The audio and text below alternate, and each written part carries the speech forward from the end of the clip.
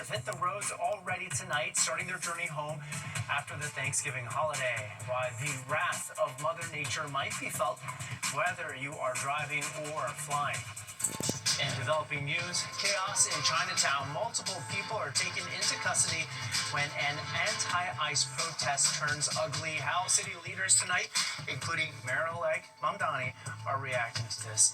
Good evening and thank you for being with us. I'm Arthur Chuan. We want to begin with that anti-ICE protest that took place downtown. Multiple people have been taken into police custody as that anti-ICE protest in Chinatown turned violent. The NYPD tells us tonight that demonstrators were asked multiple times to disperse and they did not comply, which resulted in a number of protesters being taken into custody. Some of those individuals, the NYPD said, decided to block streets and throw items that included pallets and garbage cans at officers. Meanwhile, New York Attorney General Letitia James on social media tonight saying, quote, "Today, there was a planned federal operation in Lower Manhattan. We are closely monitoring the situation, and we will keep working with our partners in government to ensure that New Yorkers know their rights, including those arrested today," end quote.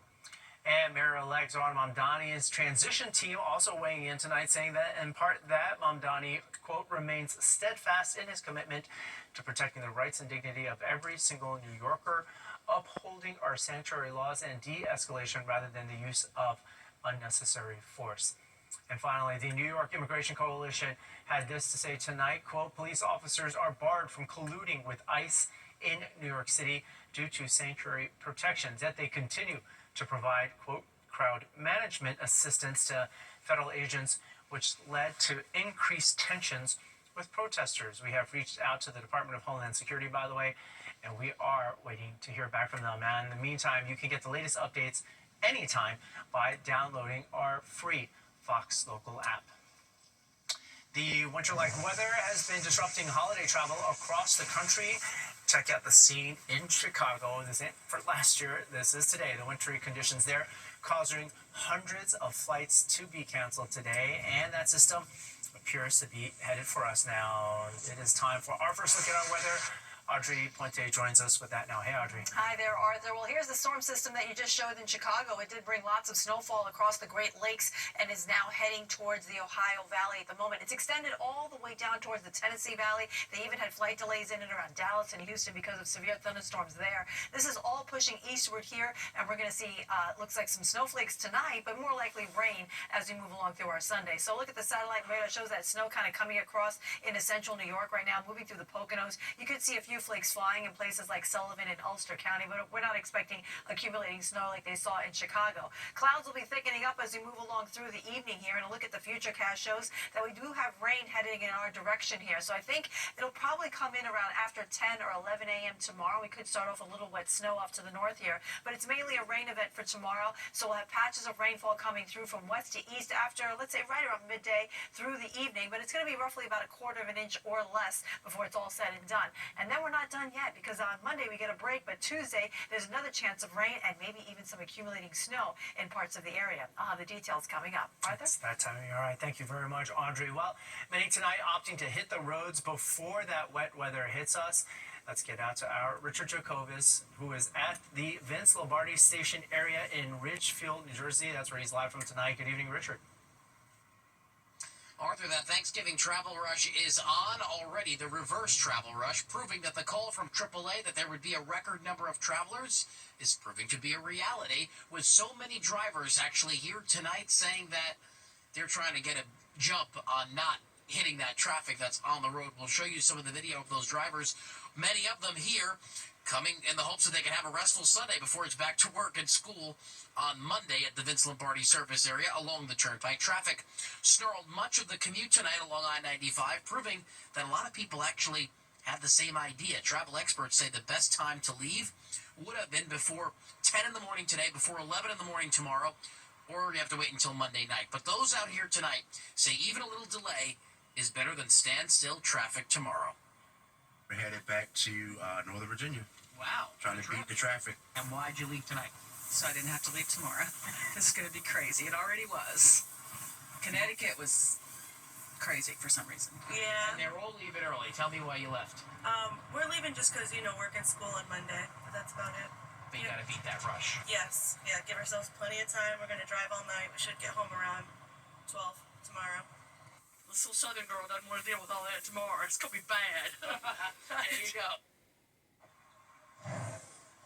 Nobody wants to deal with that, whether you're Southern or not. So, if you're still planning on leaving, remember, leave early tomorrow or late Monday night. And if you're still watching this and you want that chance of avoiding all this travel rush, maybe it's not driving. Maybe you just have to stay put and take the train, or air travel might even be better, according to those travel experts. And for whatever it's worth, whoever we spoke to tonight, whether they were coming or going, they were all from Massachusetts. Maybe it's a trend. We're live in the Vince Lombardi service area along the Turnpike in Richfield, New Jersey. Richard Jacobus, Fox 5 News. Arthur. And they say New Yorkers are in a rush. All right, thanks so much, Richard.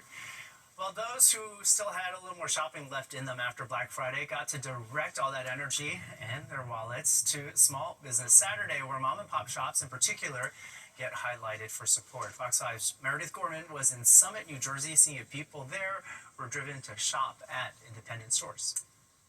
Across the country today, shoppers are turning their attention to the stores and restaurants that anchor their neighborhoods. Small Business Saturday is underway, and for many local business owners, this day can make or break their holiday season. Huge for us. You know, we thrive on people supporting us and coming back and forming relationships with them.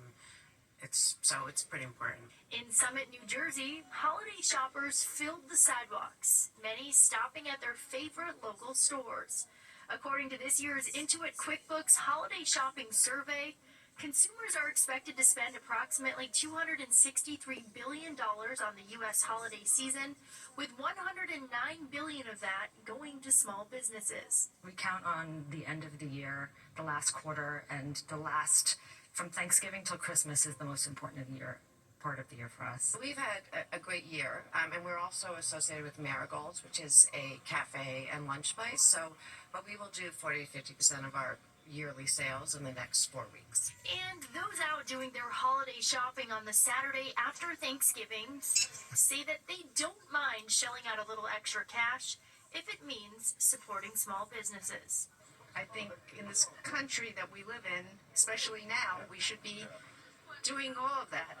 Yeah, the economy needs to be better, and I think small businesses can be a part of the boosting the economy. Absolutely. Back at home, I like the local drugstore, not the national chain, and like I said, I like seeing people, both the merchants and the customers here.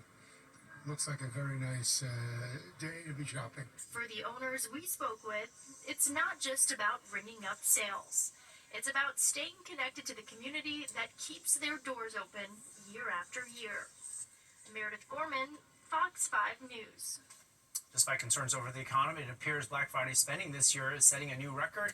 According to Adobe Analytics, consumers spent $11.8 billion online, marking more than a 9% jump from last year. Adobe expects U.S. shoppers to spend an additional $11 billion this weekend before peaking at an estimated $14 billion on Cyber Monday. As for in-store traffic, Retail Next reports foot traffic in stores fell 3.6% this Black Friday compared with last year's Black Friday. A vigil being held tonight honoring fallen National Guard member Sarah Beckstrom.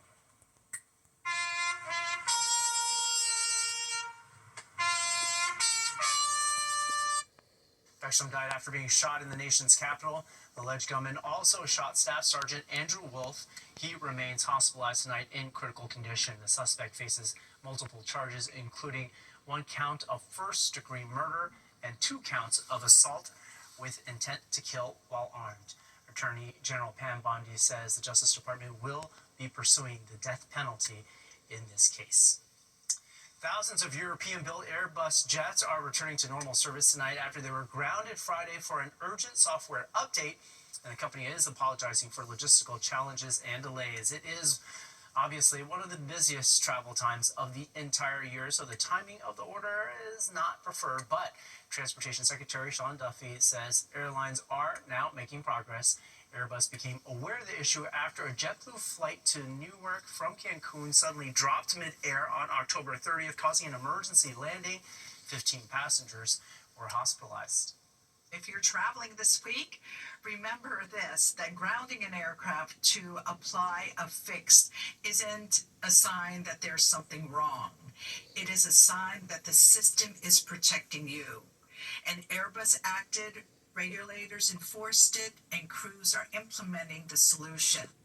Well, along with that advice, Airbus also saying this is not a long-term problem and it should be relatively easy to fix. In fact, this afternoon, both Delta and United said there are zero impacts to their operations. New York City becoming the home of soccer greatness. The ladies of Gotham FC took home a championship last week. Are the men next? We have highlights and reaction as NYCFC was hoping to lock up a spot in the MLS championship game. And it is time for outdoor dining sheds to come down. Why many restaurant owners are saying that they no longer have the appetite to bring them back.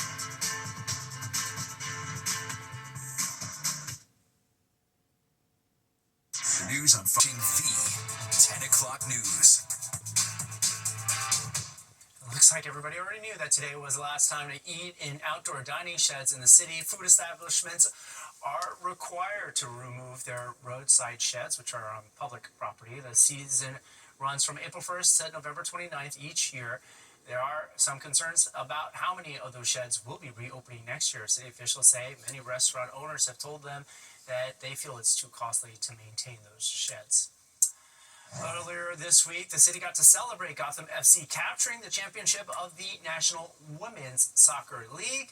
On the men's side, New York City FC was hoping to bring home another soccer title, but they did not stand much of a chance against Inter Miami. The championship dreams of NYCFC comes to an end following an ugly 5-1 loss. And that means many fans were disappointed. The watch party at Billy's Sports Bar in the Bronx did not turn out to be a party. Fox 5's Duarte Geraldino was in the middle of what turned out to be misery. There were a couple thousand people here at Billy's in the Bronx rooting for the team. They were hoping for a victory. They didn't get that, but what they did get, they say, was a showcase of pride for the hometown team.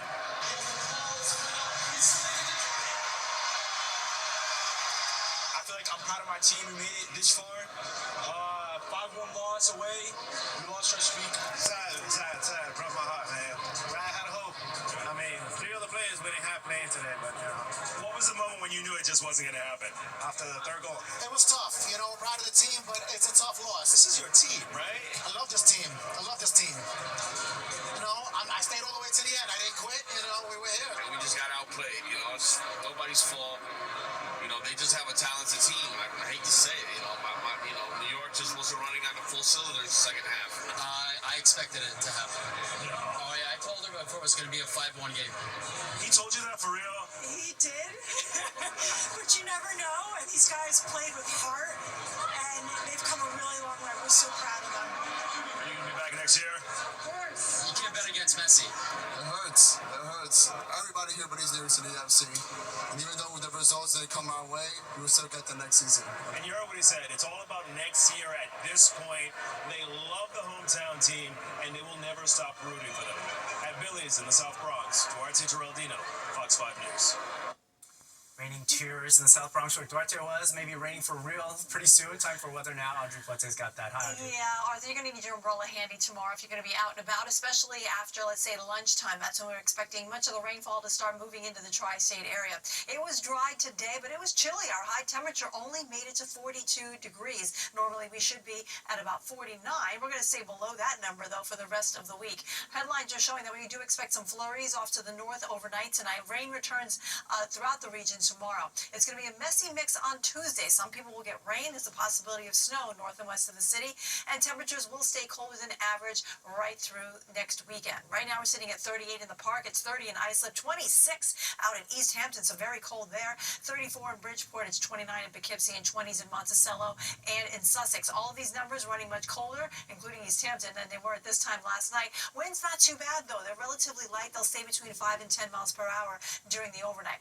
All right, it's cold cold all across the northeast here, from New England up towards the Capital District and even to the south. It's 36 in Philly, 29 in Atlantic City. So we have clouds kind of closing in on us right now, and there's some snow showers off towards our west. This is part of a bigger system that did bring significant snowfall around Chicago earlier today. Now we see everything kind of pushing eastward. It's part of a complex system that goes from the Great Lakes all the way down towards the Gulf Coast. They're seeing some stronger storms in and around the Tennessee Valley, heading down towards eastern Texas, where they did see some strong to severe thunderstorms near Dallas and Houston earlier today.